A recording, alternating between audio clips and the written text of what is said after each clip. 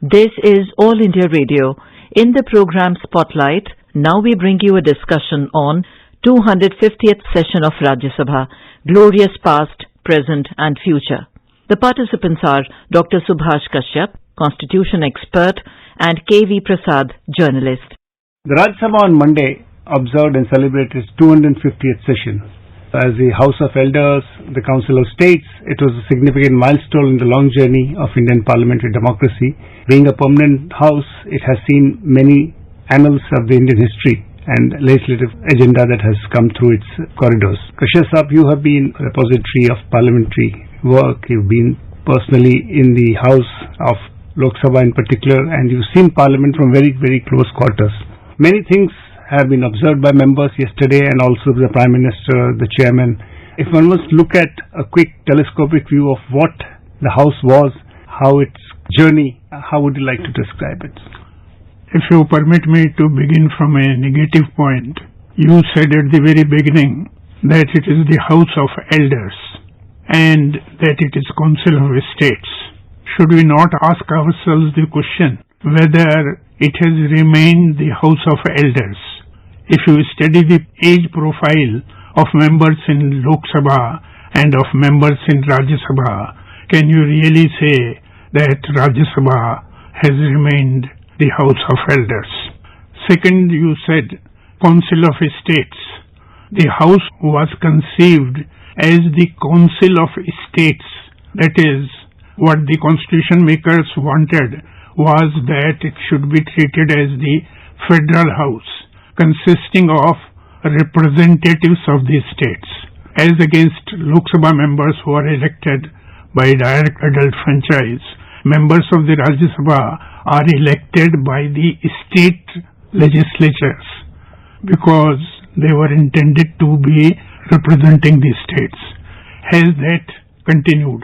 Can we say that the representatives are really representing the states when a person who may not have lived in these states even for 10 days, who does not know the language of the state, who does not know the people, the culture of the state, he can be elected to Rajya Sabha and can hold the highest offices? Can we say he is truly represents the state even without knowing the state, without living in the state, without having any idea of the culture and language of the state? So, on these two counts, I think Rajya Sabha has neither remained the House of Elders nor has it become the House of Representatives of States. Look at the debates that happened yesterday in particular and of course over the years. This House has had a long history of giving a deliberative attempt to the entire structure. Lawmaking, because yesterday too we were reminded that when Dr. Sarvepalli Radhakrishnan, the first chairman, had to characterize the functioning of the House, he said there are very two distinct functions. One is the legislative aspect of it, and other being a deliberative chamber. Over the years we have seen, and there has been two debates, if one was to say to in public sphere and public, is the relevance of Rajya Sabha, because this off and on we have this debate, and secondly, something the Prime Minister referred to in his thing, House which facilitates lawmaking, and he said one has to strike a fine balance between the state's interest and overall without being a bloc. So these are the two things that often come up periodically. I would not say every time, periodically this. So what are your thoughts on that? Well, I must underline the point that I believe some of the most distinguished men and women have been members of Rajya Sabha, and the chairman of Rajya Sabha have been some of the most outstanding personalities. That apart, I think one has to remember that unlike many other federal states, in India, the House of Elders or the Council of States, as it is called, is not a revising chamber. In our system, legislative proposal can be introduced in either house. Even constitutional amendments can be introduced in either house. And if it is introduced in Rajya Sabha and passed in Rajya Sabha, then Lok Sabha becomes the revising chamber. If it is first passed in Lok Sabha, then Rajya Sabha becomes the revising chamber. In fact, the Lok Sabha and Rajya Sabha are in most matters, with the exception of money bill and the confidence motions, in all other matters, the two houses are co-equal. They have the same rights, same functions, and so far as legislative function is concerned, they are also, with the exception of money bills, they have the same rights and same duties and same jurisdiction as Lok Sabha, which is in a way very unique in so far as the second chambers go. Yesterday, members reminded me, including the former Prime Minister, on the role of Rajya Sabha in particular. He made some suggestions.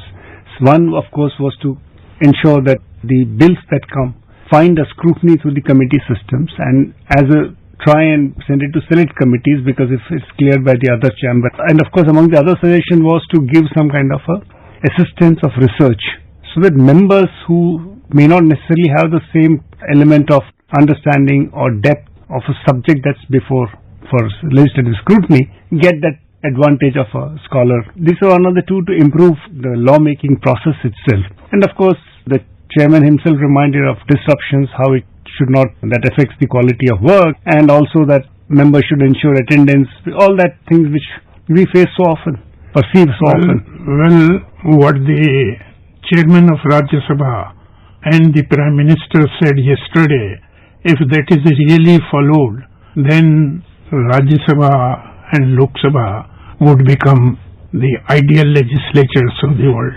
and a great deal of fruitful results will follow. But in practice, unfortunately, politics gets the better of us, and sometimes non-functioning or making the house dysfunctional gets priority over doing service to the nation and really performing in the interests of the people of the country.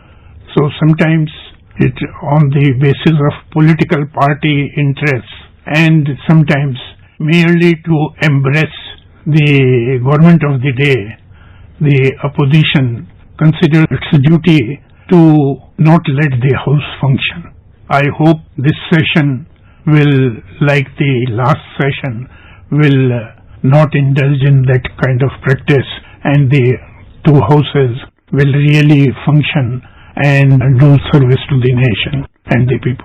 Sir, if you remember way back when we were celebrating the 50th year of our independence, and then there was a special session in Parliament, and following that there was a debate in both the houses, and a resolution was signed to by all the leaders, which obviously made the promise of one of the things was not to disturb the function of the house. And I think even before the ink dried, that pact or whatever resolution remained on paper. Political party interests, they become supreme, and instead of acting as responsible opposition in the broader sense, part of the government, in British parliamentary system, the opposition is in a broad sense considered part of the government. The leader of the opposition is called His Majesty's Loyal Opposition, and on that basis he is given cabinet rank and salary and perks, and they have the system of shadow cabinets, government in waiting, as the textbooks will tell you. So the opposition, instead of treating it as part of the system, if it treats itself as an institution, the job of which is to embrace the government, and that applies not to any political party today or yesterday. Any party that has been in opposition has behaved in the same way. If I were to look at some of the important things that you can say, lawmaking itself is a process, and over the last few years we have been hearing this issue of the number of referrals to standing committees of jurisdiction have gone down. The government would have a reason for doing it. The speaker in the wisdom has to take a decision, or the chairman of the house. But how ideal is it to, because the second reading of the bill, as one would say so, and in a committee it's understand a non-partisan functioning largely. So that's something with the parliamentary democracy. How do you look at that? Ideally, every bill should be referred to a committee, And when departmental subject-based committees were conceived, and there are 24 of them, it is started, I was in office as Secretary General Lok Sabha. It is started with 3 committees. Now there are 24. And the thinking behind setting up of these committees was that almost every bill will stand referred thinking behind setting up of these committees and will be scrutinized there before coming to the House. But in practice, that is not followed. Sometimes bills are drafted overnight, introduced suddenly without members getting enough time, even though rules provide that bills must be circulated in advance, etc. But that is very often given a go-by, and bills are introduced and sought to be passed in a hurry. So one of the suggestions which came from the chair yesterday was, of course, to have subject experts who are in the House, members, and I think it was a kind of an appeal to political parties that they should try and field subject experts to debate or deliberate on the issue that the House is taking up. And secondly, also to make sure that, there were suggestions from one of the 2 members saying that time should be allocated in a manner that even some people who are nominated category who come with a lot of eminence into the House, or even smaller parties who may have significant contribution to make, are given time, not because the current practice, as you are aware, is the number of members you hold, the strength, you get the time according to that. So is there something that can be done? Well, I think the government and those in power need to do some introspection in this regard. In the beginning you said that it was the government and those in power, and it is also said that it was conceived that it will consist of experts. Even amongst the nominated members, if you scrutinize the lists from beginning till now, how many have been included on the basis of their being experts in their area? Some, yes, but many have been included there who were either defeated in Lok Sabha or could not make it to Lok Sabha, and die-hard politicians. Some were included there for various reasons, even though they may not attend the House, not participate in the proceedings of the House, may perhaps add some glamour to the House, but they cannot be called experts, they cannot be called parliamentarians. Well, without meaning any disrespect to every honorable member, I would say that the basic purpose of the upper house, as it is often called, was defeated when you were not honest in nominating outstanding experts to the House and keeping it as a specialist body. Thank you very much for talking to us. You were listening to a discussion on 250th session of Rajya Sabha, Glorious Past, Present and Future. The participants were Dr. Subhash Kashyap, Constitution expert, and K.V. Prasad, journalist. This program was produced and presented by the News Services Division of All India Radio. This program is also available on our website newsonair.com. You can also follow us on the News on AIR app for updates. You may email your opinion about this program at airnsttalks@gmail.com. This is the FM Gold channel of All India Radio. In the weekly program Money Talk, now we bring you a discussion on simplification of goods and services tax. The participants are Sushma Ramachandran, economic analyst, and Arjun J. Chaudhary, journalist.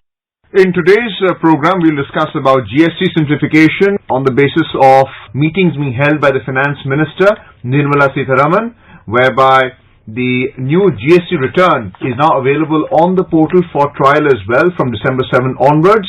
And we will try to understand how the simplification of GST will lead to higher collections and the ease of doing business as well. Sushma, let's begin by understanding what GST simplification actually means for those who are seeking to file returns, especially those in the commercial business. I think first of all we need to get back maybe right to the basics as to what is GST. GST is the Goods and Services Tax that was introduced 2 years ago, and it was meant to replace a whole plethora of other indirect taxes. The original concept of GST as it is viewed globally is that you should have one single tax that should replace all these other levies.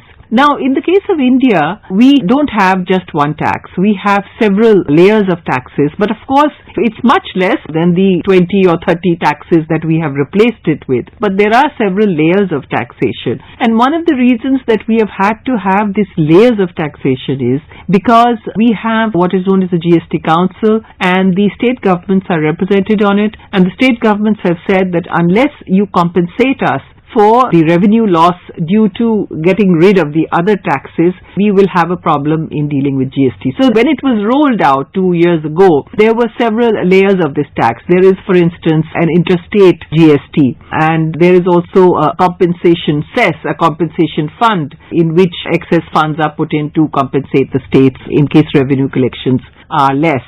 So you have an intrastate GST as well. Apart from that, there are also several taxation levels. We just don't have one level, let's say 10% or 12%. We have a 28% level, we have 18% level.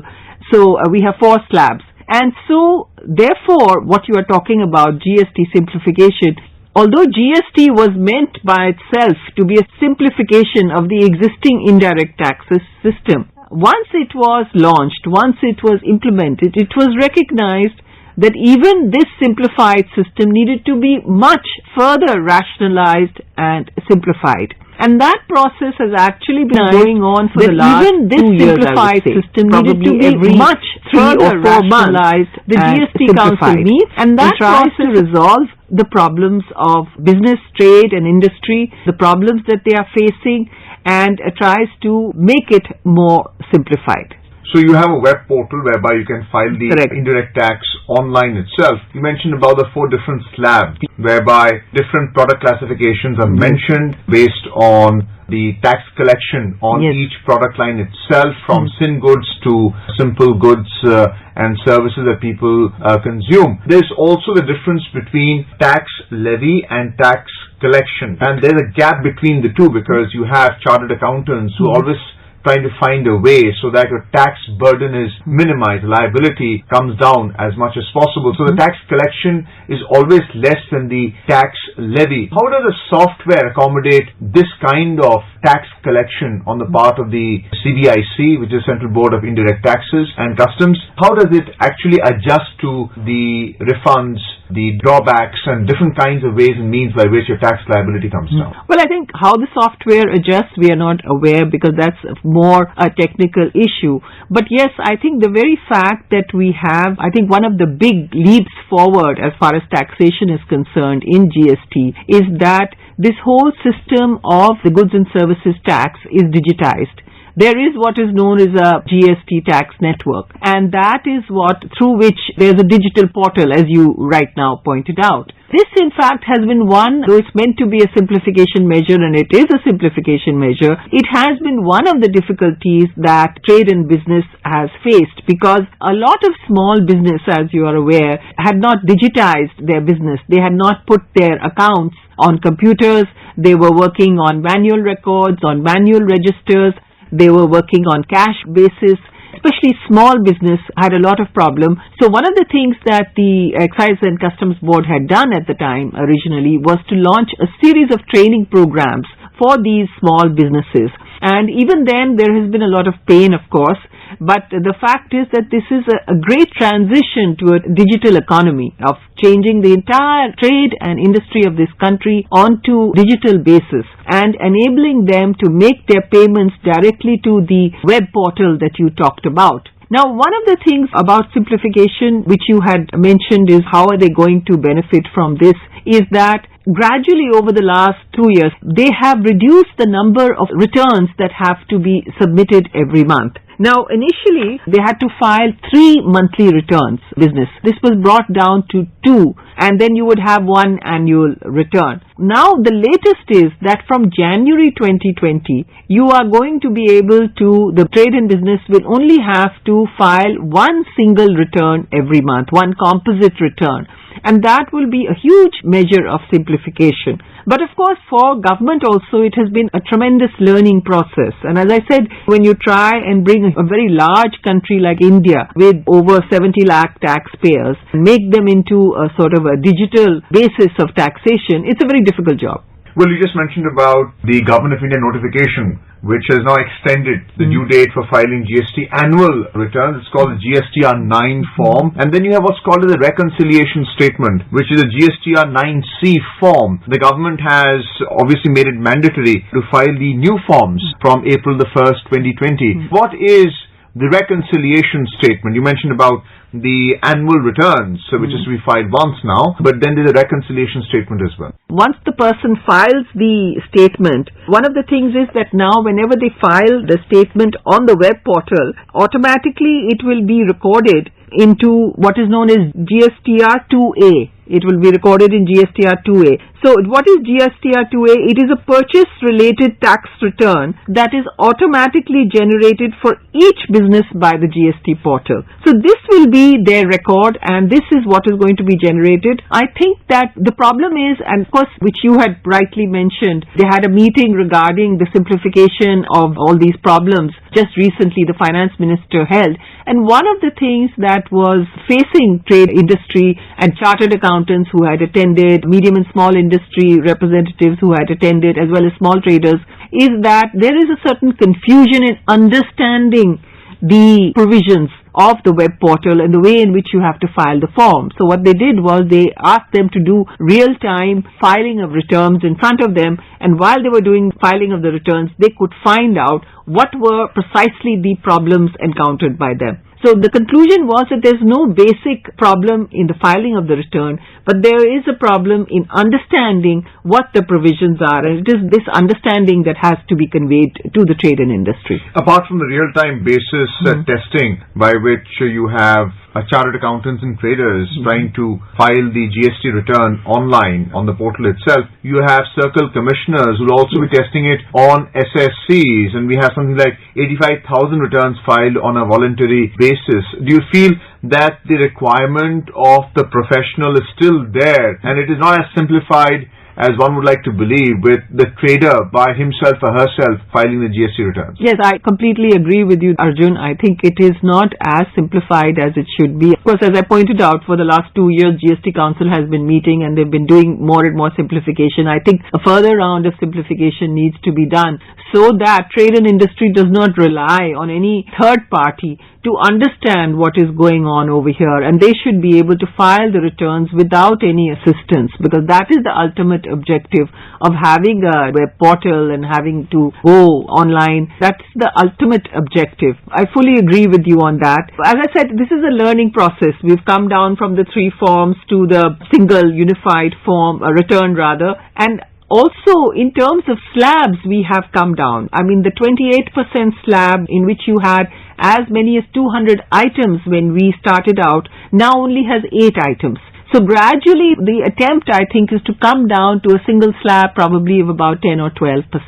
But that is some time away. We do have many analysts saying that let's move immediately to a single tax slab and let's not bother about revenue right now. But I think in a federal structure like ours, with the states having their own problems of revenue, we simply cannot do this at such a quick pace. As it is, when GST was introduced, there were these comments and analysis which goes on till now that GST was introduced too early, infrastructure should have been put in place. I personally feel that at whatever time you introduce GST, you would have had all these teething problems, and I think we will overcome these with time. Plus, the adoption of GST has gone through a constitutional procedure of ratification and the subsequent adoption by states and the centre, along with compensation for the state governments who are going to lose out Absolutely. on revenue so that they're properly compensated. This feedback mechanism has also come out with coordination between GST and CBIC, which is the Central Board of Indirect Taxes and Customs. How do you see the newly formed GSTN with CBIC, which is a restructured tax levying and collecting authority? I think this is very much in line with the new system, because the earlier board was known as the Central Board of Excise and Customs, CBEC. No, we no longer have that system. Of course, we do have in alcohol and petroleum, which are kept out, certain commodities. But by and large, most commodities have come under the GST. So I think it is in the fitness of things that you now have what is known as the Central Board of Indirect Taxes, and the fact is that increasingly they are now focused on trying to make everything as part of the digital economy. And we can only hope, of course, that the key commodities that are left out, for instance, petroleum, alcohol, they are brought into this particular ambit of GST, because only then you'll have, of course, far more revenue collections through GST, and it definitely becomes easier for the entire system to function, because, as I said, entire concept of GST globally is of a single tax, and we are hoping that we can move towards that. When you look at GST collections for October 2019, it was 95,380 crore rupees, and even though on a year-on-year basis it came down, the April to October period actually picked up almost 7%. How important is simplifying GST collection for the overall economy? I think it's one of the key issues, because as the recent meeting showed, the problem in payment of GST has been for a lot of people the difficulty in dealing with the returns, the difficulty in dealing with the complexity of the returns, and dealing with the fact that this is a digital issue. So even now, although I said that a lot of training programs were held by the board at that time, by the revenue board at that time, there are still a large chunk of the economy, of the medium and small scale sector, which finds it difficult to cope with the demands of GST. Therefore, simplification is the order of the day, and the more that they understand, as it was found in the meeting, the problem was not in the return, the problem was in understanding how to file the return. So this is again a process of education, and certainly I think if there is more education of those in the small scale and tiny scale sector, the revenue collections will definitely be higher. Well, there is certainty in death and taxes, as the old saying goes. There is also the increase of the tax base once you simplify the tax return system itself, in this case GST. Do you see the tax base actually increasing now with simplification, or is it going to be very market reliant? I think the very fact that we started out 2 years ago with 68 lakh taxpayers, and now the ambit has already grown to 1.2 lakh crores. It's an 84% jump. That itself shows that just by GST, you have, with introducing it, you have increased the ambit of your tax-paying public. Simplification will widen it much, much further. And that, of course, at the bottom of the pyramid is where you need to expand, because large industry, medium industry can automatically move into digital mode. But it is the small-scale industry, which is a large chunk, unorganized sector, which needs to be brought into the ambit. And definitely they will, I think, not only increase collections, widen the taxpayer base. And this is something that probably, of course, this particular meeting says that we are going to make a massive outreach all over the country in terms of simplification. So one can only hope that this has the desired effect. Thank you so much, Sushma, for giving us your views on the GST simplification approach. Thank you. You were listening to a discussion on simplification of goods and services tax. The participants were Sushma Ramachandran, economic analyst, and Arjun J. Chaudhary, journalist. This program was produced and presented by the News Services Division of All India Radio. This program is available on our website newsonair.com. You may email your opinion about this program at airnsdtalks@gmail.com. You can also follow us on the News on AIR app for updates. वाद संवाद।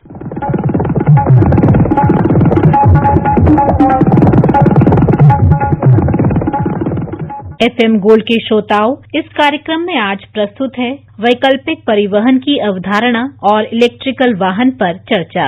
इसमें भाग ले रहे हैं ऊर्जा दक्षता bureau के महानिदेशक अभय बाकरे और पत्रकार पीयूष पांडे। इलेक्ट्रिक व्हीकल के परिचालन को लेकर सरकार तमाम तैयारियां कर रही है। अभय बाकरे जी, सबसे पहला मेरा ये सवाल आपसे होगा कि परिचालन के लिए चार्जिंग स्टेशन चाहिए, उनके लिए क्या कदम अभी उठाए जा रहे हैं मौजूदा समय? आपने बिल्कुल ठीक कहा कि इलेक्ट्रिक व्हीकल्स के बारे में जब भी चर्चा होती है तो सबसे पहला जो उस पर एक विषय है, कंज्यूमर जो कि एक इलेक्ट्रिक व्हीकल या विद्युत वाहन खरीदेगा, उसकी चार्जिंग की समस्या के लिए क्या समाधान होगा। चार्जिंग दो तरह की होती है, जैसा कि आप जानते हैं, इसको घर में भी कर सकते हैं, लेकिन दूसरी चीज जो कि पब्लिक चार्जिंग या फास्ट चार्जिंग भी कह सकते हैं, उस तरह का एक इंफ्रास्ट्रक्चर उस कंज्यूमर के लिए आवश्यक है। इसीलिए ये प्रयास होता है कि किसी भी देश में यदि हम इलेक्ट्रिक व्हीकल्स को प्रमोट करना चाहते हैं, या एक तरह से यदि कंज्यूमर चाहता है कि मेरे पास एक इलेक्ट्रिक व्हीकल खरीदने का ऑप्शन हो, तो वहां की जो अथॉरिटी है उनको ये पहले तय करना पड़ता है कि किस तरह का इलेक्ट्रिक व्हीकल चार्जिंग इंफ्रास्ट्रक्चर उस सिटी में अवेलेबल हो, ताकि कंज्यूमर को आगे कोई तकलीफ न हो और वो अपना विचार बना सके कि उसे खरीदना है या नहीं खरीदना है। सरकार ने एक नीति अभी हाल ही में घोषित की थी जिसमें ये कहा गया था कि प्रत्येक 25 किलोमीटर पर चार्जिंग स्टेशन स्थापित किए जाएंगे। इस बारे में अगर आप थोड़ा प्रकाश डालें। जी, आपने बिल्कुल सही कहा। सबसे पहले तो ये बताना चाहूंगा क्योंकि जो चार्जिंग इंफ्रास्ट्रक्चर है ये बेसिकली इलेक्ट्रिक सप्लाई रिलेटेड जो भी एक ग्रिड सिस्टम है उससे ही उत्पन्न होगा। तो इसके लिए विद्युत मंत्रालय भारत सरकार को ये प्राइमरी जिम्मेदारी दी गई कि वो चार्जिंग इंफ्रास्ट्रक्चर से संबंधित जो भी पॉलिसी या उस तरह की गाइडलाइन बनाने की आवश्यकता रहेगी तो वो उसके लिए पहल करे। एक साधारण सा सवाल है जो आमतौर पर सामान्य लोगों के दिमाग में कौंध रहा है कि इलेक्ट्रिक व्हीकल्स से लोगों को क्या फायदे होंगे, सरकार इस ओर क्यों कदम बढ़ा रही है? इससे पहले मैं बताना चाहूंगा कि जैसे मैं बता रहा था विद्युत मंत्रालय ने ये सब एडवांटेज को ध्यान में रखते हुए, जो कि मैं अभी आपसे चर्चा करूंगा, एक गाइडलाइन इशू किया जिसमें ये बताना चाहा कि हाँ, गवर्नमेंट की तरफ से या एक पॉलिसी की तरह हम ये कोशिश करेंगे कि पब्लिक चार्जिंग स्टेशंस सभी सिटीज जो कि पहले 4 मिलियन प्लस फिर 1 मिलियन प्लस या फिर बाकी महत्वपूर्ण शहरों जैसे राज्यों की राजधानियों में धीरे धीरे करके इस तरह का एक पब्लिक चार्जिंग स्टेशन का एक नेटवर्क तैयार किया जाएगा जो कि 3 किलोमीटर बाय 3 किलोमीटर की ग्रिड में होगा सिटी के अंदर। उसके अलावा 25 किलोमीटर या 50 किलोमीटर इस तरह जो कनेक्टेड हाईवेज हैं उसके ऊपर होगा। अब ये गाइडलाइन बनाने का सबसे पहला उद्देश्य यही था कि यदि कंज्यूमर सोचे कि मुझे क्या क्या एडवांटेज है, आपने जैसा कहा, तो वो एक तरह से आश्वस्त रहे कि हाँ, यदि मैं कार या टू व्हीलर यदि मैं खरीदूंगा तो आने वाले वर्षों में मुझे एक तरह का एक इंफ्रास्ट्रक्चर मिलने की उम्मीद है और उसके कारण मुझे आगे कठिनाई नहीं होगी। नहीं तो मैं एक अपने जो कन्वेंशनल आईसी सिस्टम जो है पेट्रोल और गैस पे चलने वाले वाहनों की और ही खरीदी करूंगा और मुझे इलेक्ट्रिक की तरफ जाने की जरूरत नहीं है। लेकिन ऐसा न हो, कंज्यूमर के पास ये ऑप्शन रहे, इसके लिए ये एक तरह की गाइडलाइन बनाई गई। इस गाइडलाइन के तहत बहुत सारे सुझाव भी दिए गए किस तरह इसकी संरचना होगी, ये पूरा इंफ्रास्ट्रक्चर कैसे आगे बढ़ेगा। तो इस विषय में विद्युत मंत्रालय ने ये पहल की थी। चार्जिंग स्टेशंस के लिए सरकार बढ़ावा दे रही है, क्या इसके लिए कोई स्कीम भी लाएगी जिससे लोगों को रोजगार भी मिले और आसानी से वो इसका सेटअप कर सके? हाँ, ये आपने बिल्कुल सही कहा। सबसे पहले सरकार ने ये तय किया क्योंकि जो इलेक्ट्रिसिटी एक्ट है उसके तहत ये घोषित किया गया कि चार्जिंग एक तरह से आप बिजली लेके या केमिकल आप चार्जिंग कर रहे हैं तो इसको एक सर्विस माना गया और इसके तहत पिछले साल अप्रैल 2018 में ये कहा गया कि चार्जिंग एक डी लाइसेंस्ड एक्टिविटी रहेगी। इसका मतलब इसके लिए आपको कोई लाइसेंस की जरूरत नहीं पड़ेगी, चार्जिंग एक सर्विस की तरह होगा। दूसरी बात फिर ये गाइडलाइन दिया गया। तीसरी यह कि ये भी जो कि अब हेवी इंडस्ट्री ने एक फेम 2 नाम की एक स्कीम तैयार की है जिसमें वो कोशिश कर रहे हैं कि लगभग 1000 करोड़ की फाइनेंशियल सपोर्ट अगले 3 साल में उनका प्रावधान होगा जो कि इलेक्ट्रिक चार्जिंग के इंफ्रास्ट्रक्चर को डेवलप करने में किया जाएगा। अब इन सब से जो चार्जिंग इंडस्ट्री है, सर्विस प्रोवाइडर है, वो हरकत में आ गए हैं। उन्होंने अपनी कोशिश जारी कर दी है। उन्होंने ये पता लगाना शुरू कर दिया है कि कैसे बिजनेस मॉडल्स बनेंगे, कैसे सर्विस प्रोवाइडर होगा, कैसे कंज्यूमर को ऐप या और किसी नेटवर्क इंटीग्रेटर के थ्रू उन्हें एक सहूलियत होगी। वो पता कर सकेंगे कि मैं जब गाड़ी चला रहा हूं तो मेरे सबसे पास में चार्जिंग कहाँ है, उसमें क्या वेटिंग है कि नहीं, उसमें मुझे किस तरह का चार्जिंग मिल जाएगा। तो ये सारी चीजें हैं। इससे एक सर्विस इंडस्ट्री बनेगी जो कि रोजगार के लिए भी एक अच्छी बात रहेगी और अपने देश में चार्जिंग के जो इक्विपमेंट है उनको भी हम कोशिश कर रहे हैं कि यदि वो उस तरह जाएं और अपने देश में उसके मैन्युफैक्चर करें तो एक नया इंफ्रास्ट्रक्चर क्रिएट होगा, नया इकोसिस्टम बनेगा। यानी मेक इन इंडिया के तहत उनको भी बढ़ावा दिया जाएगा। सर्विस सेक्टर में एक नया अपॉर्चुनिटी डेवलप होगी जो धीरे धीरे पूरे देश में फैलने की लंबी इसकी संभावना है। एक और अहम सवाल है जो आपने शुरू में कहा कि घरेलू चार्जिंग, तो क्या घरों में भी स्टेशन स्थापित किए जाएंगे और जो कार्यालयों से इतर होंगे या फिर जो कारें हैं एक उपकरण के तहत उनको आसानी से घरों में ही चार्ज किया जा सकेगा? उसका पूरा विवरण क्या है, ये आप अगर प्रकाश डालें। बिल्कुल ठीक कहा आपने। इसके लिए आज ही हमारे यहाँ अंतर्राष्ट्रीय एक संगोष्ठी हो रही है जिसमें हमने ब्यूरो ने और मिनिस्ट्री ऑफ पावर ने एक कोशिश की है कि बाकी देशों में जहां जहां चार्जिंग का नेटवर्क स्थापित किया गया है और वहां पे पॉलिसी एक्सपर्ट रहे हैं तो उनको हमने बुलाया है और उनसे हमने इन्फॉर्मेशन ली है कि किस तरह के बिजनेस मॉडल से किस तरह के डेटा उनके पास है। तो उससे ये साबित हुआ है कि लगभग 85 से 90% जो चार्जिंग होगी आने वाले 10 वर्षों में वो घरों में ही की जाएगी। दूसरी बात उन्होंने कहा कि कुछ ऐसे एस्टेब्लिशमेंट्स जैसे शॉपिंग मॉल हुए, हॉस्पिटल हो सकते हैं या ऑफिसेस हो सकते हैं, प्राइवेट कंपनी के, गवर्नमेंट ऑफिसेस, जहां वाहन काफी देर तक खड़े रहने की उम्मीद है, तो वहां पर भी चार्जिंग यदि आप लगाएंगे तो कंज्यूमर के लिए अच्छा रहेगा, क्योंकि वहां गाड़ी काफी समय के लिए पार्क होती है। अब तीसरी चीज इसमें जो बात चली आ रही है कि किस तरह का बिजनेस मॉडल बने, तो वो बिजनेस मॉडल गवर्नमेंट ऑफिस के लिए अलग होगा, शॉपिंग मॉल के लिए अलग होगा, घरों के लिए अलग हो सकता है। मैं आपको एक उदाहरण देना चाहूंगा। जैसे हमारे घरों में पहले लैंडलाइन थे, अब लैंडलाइन के बाद हमने वाईफाई की सुविधा ले ली। वाईफाई में हमने क्या किया, उसी टेलीफोन के साथ में एक मॉडम लगा दिया, उस मॉडम से हमें अब इंटरनेट की सुविधा मिलने लग गई। तो इसी तरह कुछ जो डिस्ट्रीब्यूशन कंपनीज है वो चाहते हैं कि आपके पास एक मीटर है घर में लगा हुआ, आप एक ऑथोराइज सब्सक्राइबर है, मतलब बिजली के उपभोक्ता हैं, तो उपभोक्ता के अंतर्गत यदि आप चाहते हैं तो आपको एक चार्जिंग इंस्ट्रूमेंट घर में इंस्टॉल हो जाएगा, जिसके तहत आप चार्जिंग कर सकते हैं। और इसमें एक बहुत बड़ा फायदा जो हो रहा है, टेक्निकल कह लीजिए या एक टैरिफ की तरह कह लीजिए, कि यदि घर में चार्जिंग होगी तो रात में होगी।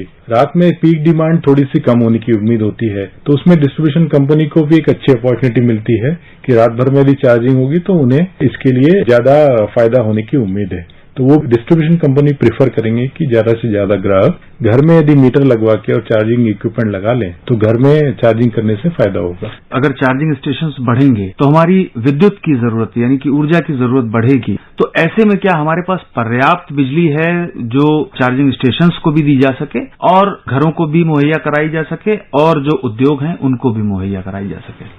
जैसा कि आप जानते हैं कि अभी विद्युत का जो डेफिसिट है वो तो नेग्लिजिबल है। कहने का मतलब हम एक तरह से इलेक्ट्रिसिटी सरप्लस नेशन की तरह कह सकते हैं। और जैसा कि हमारा आगे का जो लक्ष्य है और जो इतनी कोशिश चल रही है कि आने वाले वर्षों में हमारा जो रिन्यूएबल का जो टारगेट्स है जो कि काफी बढ़ेगा, अभी हम 175 से 200 और 200 से भी काफी आगे बढ़ना चाहते हैं, तो उसके कारण जो हमारे इंस्टॉलेशन आएंगे रिन्यूएबल एनर्जी से और ये जो बिजली बनेगी जो कि ग्रीन इलेक्ट्रिसिटी होगी, ये इलेक्ट्रिक व्हीकल के लिए भी एक अच्छा कारण बन सकती है।